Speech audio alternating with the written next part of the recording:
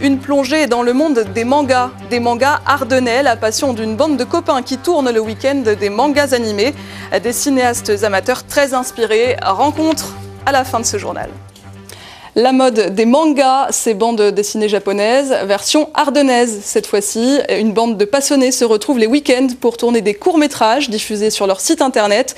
Leur studio, un grenier de Charleville-Mézières. Anne Diard et Philippe Cocampo. L'équipe de Raconte-moi un manga en plein tournage. Elle met en image un extrait du tome 2 d'Ashita no Jo. Tout le monde prend son travail très au sérieux. Le premier épisode, on était à 3. Le décor, c'était du papier craft. On a fait ça pratiquement en freestyle. Et c'est vrai que petit à petit, tiens, ça serait bien d'essayer de faire un storyboard. Tiens, ça serait bien de l'envoyer à tout le monde. Ça serait bien d'écrire les dialogues à l'avance. Résultat, aujourd'hui, la petite bande est très organisée. Et les tâches bien réparties. Voilà. Les costumes et accessoires, par exemple, c'est Eric qui s'en occupe. Alors, on va prendre c'est un vieux casque qu'on avait fait vraiment au début. Hein. Ça ne paye pas de mine, c'est rien du tout, du papier, du carton. Et au final, avec le rendu noir et blanc, les détails vont donner l'impression d'un véritable casque. L'éclairage, la prise de son, c'est l'affaire de Sébastien et de son matériel high-tech. Un manche à balai, du scotch bien sûr, pour pas qu'il y ait le film ne se balade trop. C'est innovant, hein, on va faire breveter ça bientôt. Parce qu'il est comme ça en fait, c'est un mec qui c'est ça.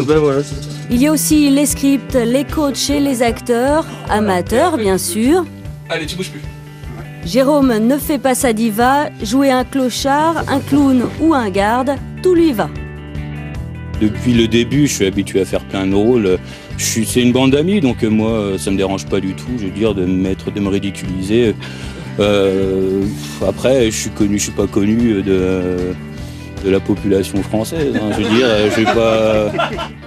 Le tournage, c'est la partie la plus distrayante de l'aventure, mais après, il faut encore s'occuper des décors. Là, c'est Virginie qui s'y colle. Je redessine à la main les décors, ensuite je les repasse au stylo noir avant de les scanner et je les retravaille numériquement avec des logiciels pour rajouter tout ce qui est effet d'ombre.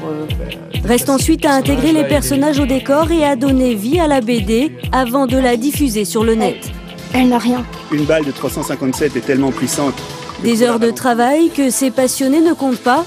La récompense, c'est de voir depuis peu leur création diffusée aussi à la télé sur une chaîne câblée.